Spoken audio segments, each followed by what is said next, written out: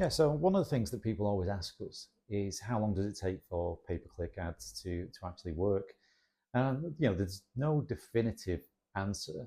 There's lots of variables which will impact on how long it will take for the ads to work. But we normally say to people, look for 8 to 12 weeks for the ads to really start working, and that's in terms of actually generating leads that are going to come back into the dental office.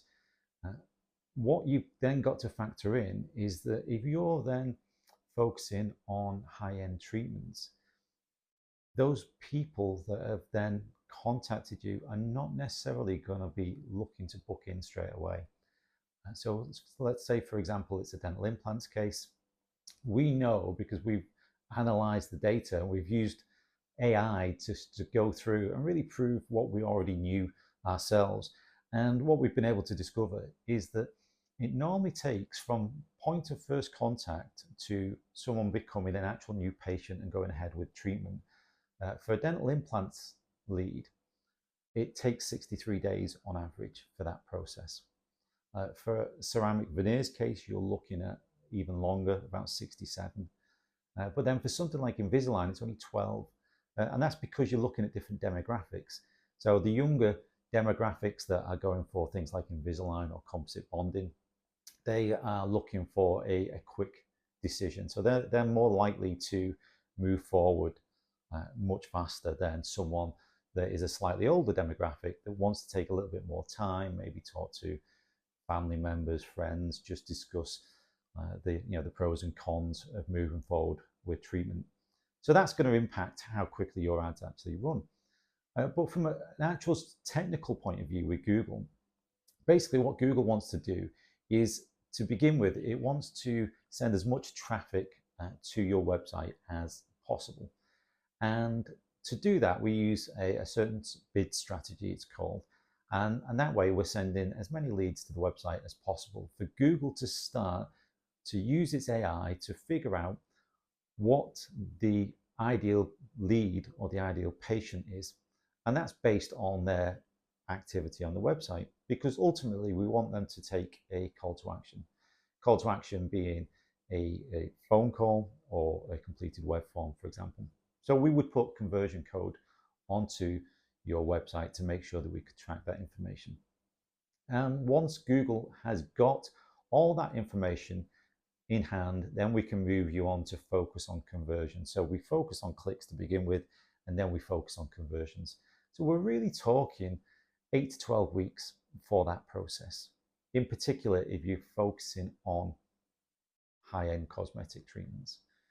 Now, if, for example, you were focusing on just general new patients or emergency patients, then that time period might be reduced, because at the end of the day, if you've got toothache, you're just looking for a dentist that is close by, will accept you as a new patient, and the price isn't too high. But there's a lot more to consider if it's high-end treatment. So that's what we normally say. 8 to 12 weeks to get the ad campaigns running, but then bear in mind that it's taken 8 to 12 weeks to get the ad campaigns into a position where they're starting to generate quality leads. It could then take, for the dental implants case, another 60 days for those leads to actually turn into paid patients sitting in your dental chair. So that's something that you've got to factor in. And so it's a waiting game. It's faster. Using paid ads is a faster turnaround than just organic SEO. We know that. We've got lots of data that proves that. And if your pay-per-click ads are set up right, then they can generate leads for a long time for you. Generally, when we set up campaigns, I say, sometimes it can be, you just hit the ground running within 4 weeks, everything's going smoothly, and sometimes it takes a little bit longer. And a lot of that will be dependent on the content that you've got on your landing page as well. And other factors like, how many reviews you've got. Again, you've got to consider all these things. If you're advertising dental implants, for example, and we're sending people through to your dental implants page, and the content on the page isn't that great, then that's going to impact how your ads perform straight away. So whenever you're doing any marketing campaigns, one of the key things to understand is not all leads are going to be ready to move forward when they contact you. And again, this goes down to the type of lead that you're looking to attract. If someone is calling for a dental exam or an emergency appointment, for example, then yeah, chances are they're going to book in on the phone there and then, or they're going to book in, the following day, a couple of days later. But if you're focusing on Invisalign, ceramic veneers, dental implants, those sort of high-end treatments, and people have just found you on the website and then just called you up or maybe filled in a form, they're not going to be ready to move forward. And the reason for that is because there's a lot to consider with any treatment like that.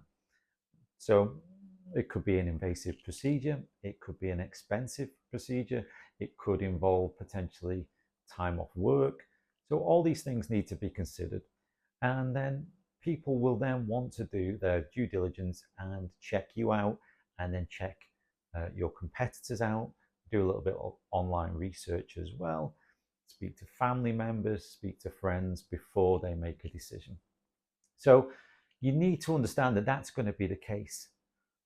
So from our point of view, follow-up is key. Now, with any lead that comes through, you need to make sure that you've got designated people within your dental practice that will be following up leads and not just giving people just a quick phone call during the day and then just saying, okay, well, we couldn't get hold of them. You need to be making sure that you are emailing and keeping in touch with these people. Try text messages or WhatsApps. Try voice notes if you're sending a message instead of just a text message. And then try phone calls, but try phone calls at different hours of the day. For example, if someone calls me during working hours, which my dentist has done, then chances are I'm not going to answer the phone. I'll be in a meeting, I could be on a client call, or I could just have the phone on silent because I'm busy and I'm working and I'm focusing on things. So if that's the same for me, it's going to be the same for a lot of people that you're going to be dealing with. So you need to appreciate that that is going to be the case and that you're not necessarily going to be able to contact them on the first attempt. So vary it up. Try them first thing in the morning. Try them at lunchtime. Try them in the early evening. Make sure that you're not just calling them back at the same time because chances are they're going to be busy at the same time each and every day. So things that you can do to make sure that you're not losing these leads is look at some sort of nurture sequence, for example. So with a nurture sequence, you can look at varying different methods of contacting these leads or keep in touch with these leads over a period of time. So for example, just to give you an idea of a nurture sequence where it would involve Invisalign. So one of the call to actions could be that someone downloads an Invisalign guide or information pack from your website. Now this could be something that's downloaded from the website by the lead, or it could be something that you then add people to manually when they've contacted you by the phone. Now what they're going to do is they're going to get an email with an attachment for a PDF guide so that they can find out more information about the treatment, but more importantly about you. What makes you different than any other dentist when providing Invisalign, for example, showcase your before and afters, showcase your talent, what you can achieve, cover testimonials and reviews, what people think of you. You want to get that information, so you're trying to build up your credibility because ultimately people need to trust who you are and what it is that you're offering. So that would be email one, but then what you want to make sure is that these people, first off, open email one. So if they don't open email one, we can use software whereby we would send them a second email, knowing that that email hadn't been opened, and we could change, for example, the subject line and say, look, just in case you missed it, here's a copy of that guide again. And then what you can do is send emails or send text messages, for example, with delays between them, so that can vary to whatever you want. If you want it, maybe every 2 or 3 days, or maybe every 2 weeks, or maybe every month, depending on how much you want to contact these leads coming through. We'd normally say every sort of like 2 weeks or every month is sufficient. And then the purpose of these emails going out is that an email will go out, they will see, if nothing else, they'll see an email from you in their inbox, and it will just trigger that thought process of, yeah, I need to do something about this. Because you've got to understand, some people are just busy. They've got every intention in the world of moving forward with treatment, but or just contacting you for a consultation. But life gets in the way. It just happens all the time. You're busy at work, busy at home, busy with the kids, and things get in the way, and this gets pushed back. So seeing an email appear in your inbox just gives people a reminder that it's something that they were interested in, and you're reaching out to say, hey, look, we're still here. And then the content of those emails or text messages can vary. So you can talk about the treatment itself. And what we normally say with that is tackle objections, tackle questions that you get answered which are potential deal breakers. And you're tackling that question head on and providing an answer or a solution to that potential issue. And that way you've taken that off the table. So when they actually come to see you in the dental practice, it's not an issue for them because you've addressed that potential issue already as part of that nurture sequence. So you can use it to talk about the treatment, talk about the objections, and then also you just want to say, build on your trust and credibility factor.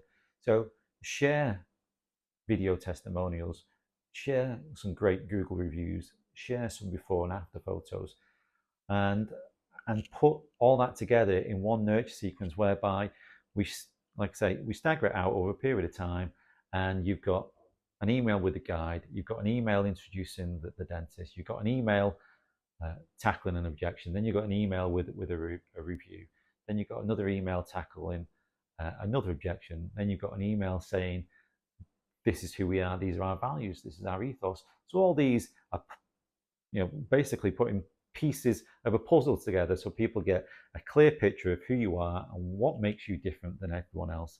And that is the key factor.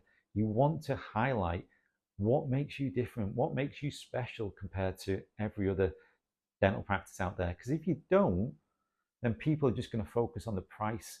And if people focus on the price, then all that hard work that you've done to make yourself different and make yourself special is lost. So that's really important. Always focus on what makes you different, what makes you special, why people love going to you, and also empathize with the person that's coming through. I say this on every client call. Nobody ever wanted to buy a plastic retainer. Somebody contacted you because they were unhappy with twisted, crooked, overlapping teeth, and they wanted a solution. That's what they want. They don't want a piece of plastic. They want a solution. And if you identify that that's what it is that they're contacting you for, you can help to start build a rapport, because, as I say, you're empathizing with these people and saying, yeah, I understand your pain, but hey, guess what? We've got a solution and we think it might be for you. And then always, you've got to give them a clear call to action of what to do next and what that process involves. So if it's a complimentary consultation, expand a little bit on that. So during your consultation, we do this, this, and this, and it's completely free. There's no obligations, but you'll get a better understanding if, are you suitable? How much it's going to cost? We can talk through payment options as well, and we can show you some before and afters, because again, before and afters are really important, because if you're saying I can fix my teeth, but I can't visualize what you're saying, it makes it more difficult for me to believe and trust in what it is that you're saying. Whereas if you can say, hey, look, Mike, we've got this guy, his teeth were pretty much in the same position as yours, and look what we did. And then I can visualize it, and then I think, I get it, I understand. So that's why we always say to people, you've got to understand that these people are not going to be ready to convert on call one. 99 out of 100 people, whether it's for Invisalign, whether it's for veneers, whether it's implants, sedation, anything like that, they're not going to be ready to convert on call one. Don't be disheartened. Don't leave them. Don't let them fall through the cracks. Follow up is always key when it comes to anything like that.